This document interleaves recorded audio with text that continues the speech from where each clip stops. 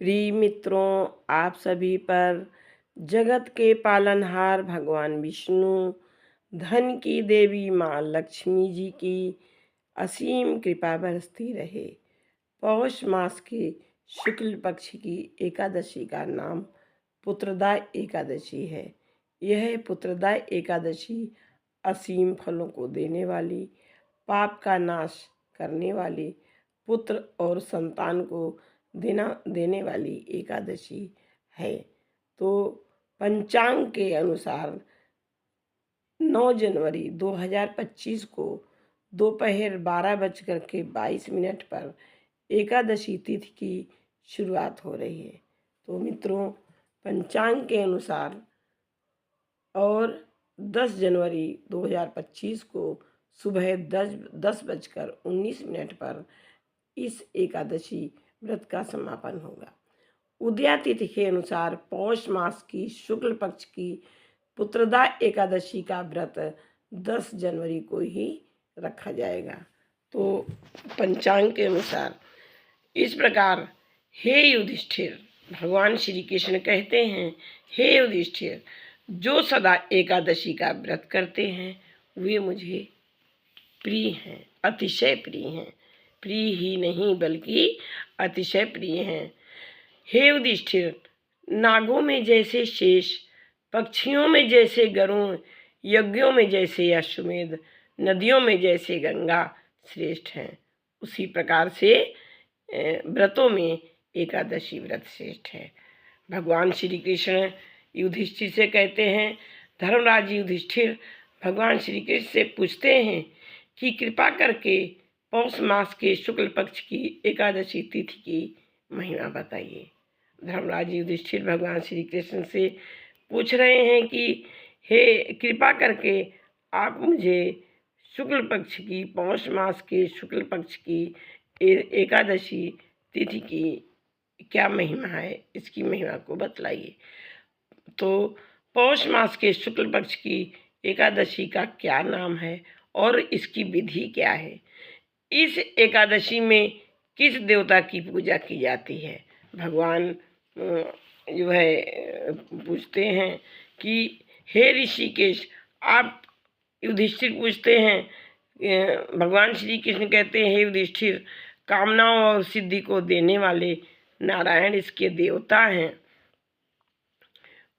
भगवान श्री कृष्ण कहते हैं कि हे युधिष्ठिर, चराचर और तीनों लोकों में इससे परे कोई नहीं है। हे युधिष्ठिर, पापों को हरण करने वाली जिस कथा के सुनने और पढ़ने से हरि भगवान मनुष्य को विद्वान और यशस्वी कर देते हैं, उस कथा को सुनो। भद्रावती नाम की एक पुरी है, वहाँ सुकेतु नाम का राजा राज्य करता था और उसकी रानी का नाम शैव्या था। पुत्रहीन उस राजा के संतान के लिए बड़े बड़े मनोरथ से समय बिताया, परंतु संतान नहीं हुई। इस कारण राजा बहुत काल पर्यंत धर्म की चिंता करता रहा, अर्थात धर्म को करता हुआ विचरता रहा। किस भांति संतति पैदा करूं, क्या करूं और कहाँ जाऊं? उसे राष्ट्र और पुर में कहीं भी सुख नहीं दिखाई दिया। इसी से अपनी पत्नी शैव्या सहित प्रतिदिन दुखी रहता था।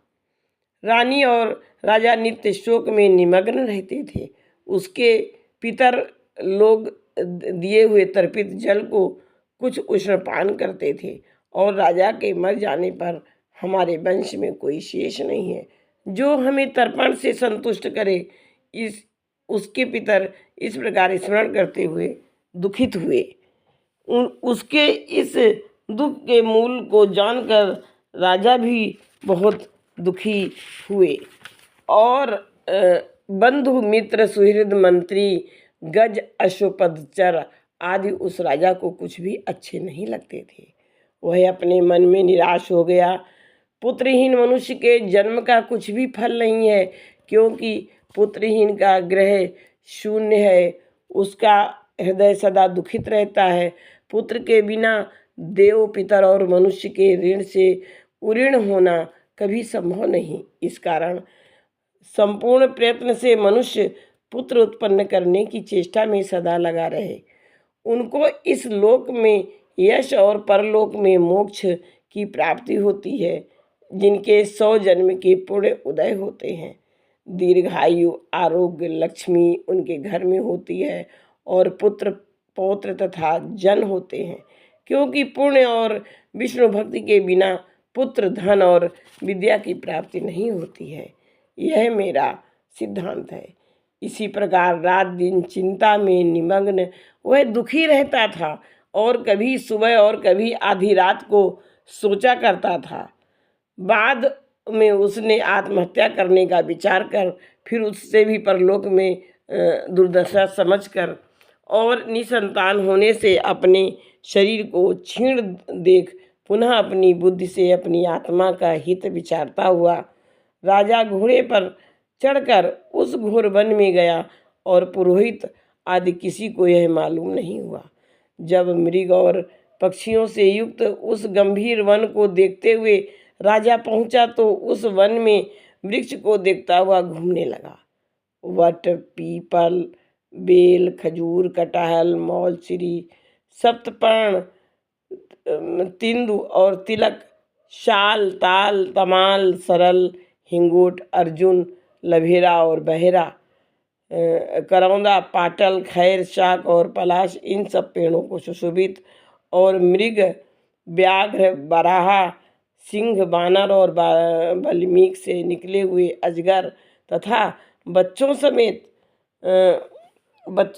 समेत मतवाले जंगली हाथी, चमरों, गाय, कृष्ण मृग, श्रृंगाल, शशक और वन बिल्लो, सुरही गौ और हाथिनियों के झुंड में 4 दंत वाले यूथप अर्थात हाथी, इन सभी को आदि राजा ने सभी देखे। उन्हें देख राजा को अपने हाथियों का स्मरण हुआ तो शोकाकुल होकर स्वयं भी उनके बीच में विचरने लगा। कहीं से जो श्रृंगालों का शब्द, कहीं से उल्लुओं का शब्द सुनकर राजा वन को भयानक रूप में देखने लगा। इसी प्रकार पक्षियों को भी देखकर विह्वल हो वन में घूमते घूमते राजा दोपहर के समय गहन वन को देखा। तब क्षुधा और तृषा से कंठ सूख गया और इधर उधर भटकता हुआ चिंता करने लगा कि मैंने कौन सा ऐसा कर्म किया है जिससे ऐसा दुख मिला। मैंने तो पूजा और यज्ञ से देवताओं को संतुष्ट ही किया है और समयानुसार प्रजा को अपने पुत्र के तुल्य माना है और मिष्ठान तथा दक्षिणा देकर ब्राह्मणों को संतुष्ट किया है। यह सब करने पर मुझे ऐसा दुख क्यों मिला? इस चिंता में डूबा हुआ राजा उदास होकर घोर वन को चला गया।